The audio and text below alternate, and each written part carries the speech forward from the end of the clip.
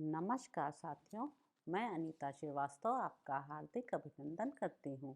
श्रीमद् वाल्मीकि रामायण में आज का प्रसंग है हनुमान जी का भेद नीति के द्वारा वानरों को अपने पक्ष में करके अंगद को अपने साथ चलने के लिए समझाना। तारापति चंद्रमा के समान तेजस्वी तार के ऐसा कहने पर हनुमान जी ने यह माना कि अब अंगद ने वह राज्य हर लिया।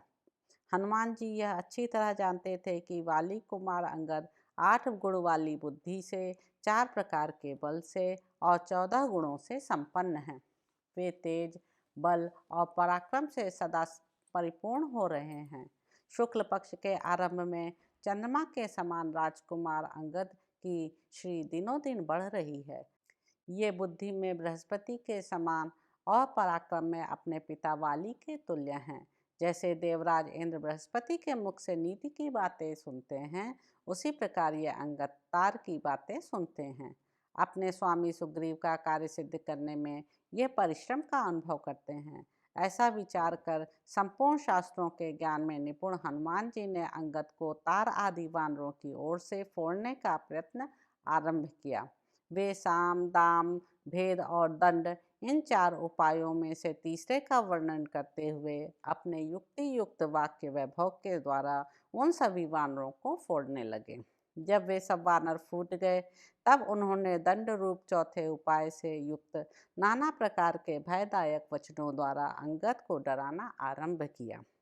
तारानंदन, तुम युद्ध में अपने पिता के समान ही अत्यंत शक्तिशाली हो, यह निश्चित रूप से सबको विदित है। जैसे तुम्हारे पिता वानरों का राज्य संभालते थे, उसी प्रकार तुम भी उसे दृढ़ता पूर्वक धारण करने में समर्थ हो। किंतु वानर शिरोमणि, ये कपिल लोग सदा ही चंचल चित्त होते हैं। अपनी स्त्री पुत्रों से अलग रहकर तुम्हारी आज्ञा का पालन करना इनके लिए सह्य नहीं होगा। मैं तुम्हारे सामने कहता हूँ, ये कोई भी वानर सुग्रीव से विरोध करके तुम्हारे प्रति अनुरक्त नहीं हो सकते। जैसे ये जामवान, नील और महाकपि सुहोत्र हैं, उसी प्रकार मैं भी हूँ। मैं तथा ये सब लोग साम, दान आदि उपायों द्वारा सुग्रीव से अलग नहीं किए जा सकते। तुम दंड के द्वारा भी हम सबको वानर राज से दूर कर सको, यह भी संभव नहीं है। दुर्बल के साथ विरोध करके बलवान पुरुष चुपचाप बैठा रहे, यह तो संभव है, परंतु किसी बलवान से वैर बांधकर कोई दुर्बल पुरुष कहीं भी सुख से नहीं रह सकता। अतः अपनी रक्षा चाहने वाले दुर्बल पुरुष को बलवान के साथ विग्रह नहीं करना चाहिए, यह नीतिज्ञ पुरुषों का कथन है। तुम जो ऐसा मानने लगे हो कि यह गुफा हमें माता के समान अपनी गोद में छिपा लेगी, इसलिए हमारी रक्षा हो जाएगी, तथा इस बिल की अभेद्यता के विषय में जो तुमने तार के मुंह से कुछ सुना है, यह सब व्यर्थ है, क्योंकि इस गुफा को विदीर्ण कर देना लक्ष्मण के बाणों के लिए बाएं हाथ का खेल है।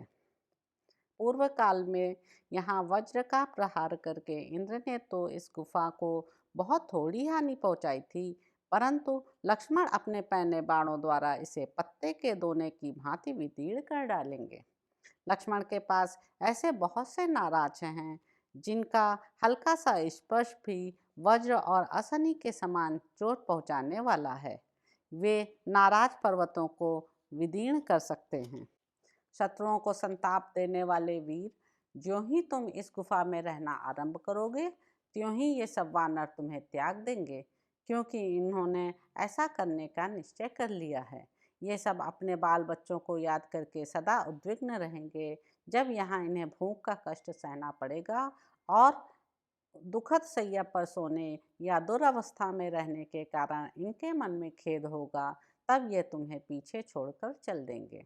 ऐसी दशा में तुम हितैषी बंधुओं और सुहृदों के सहयोग से वंचित हो उड़ते हुए तिनके से भी तुच्छ हो जाओगे और सदा अधिक डरते रहोगे। लक्ष्मण के बाण घोर, महान वेगशाली और दुर्जय हैं। श्री राम के कार्य से विमुख होने पर तुम्हें कदापि बिना मारे नहीं रहेंगे।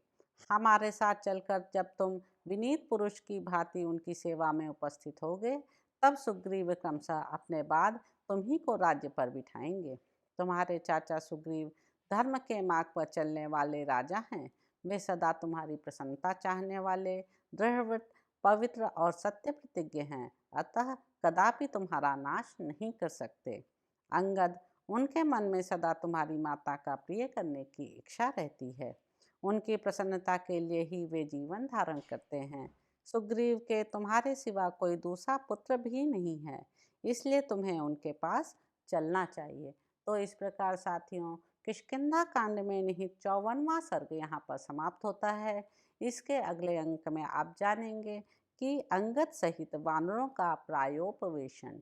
तो अब आपसे अगले अंक में मुलाकात होगी। मेरे YouTube चैनल संवाद विद अनीता को लाइक करें, शेयर करें, सब्सक्राइब करें। धन्यवाद साथियों।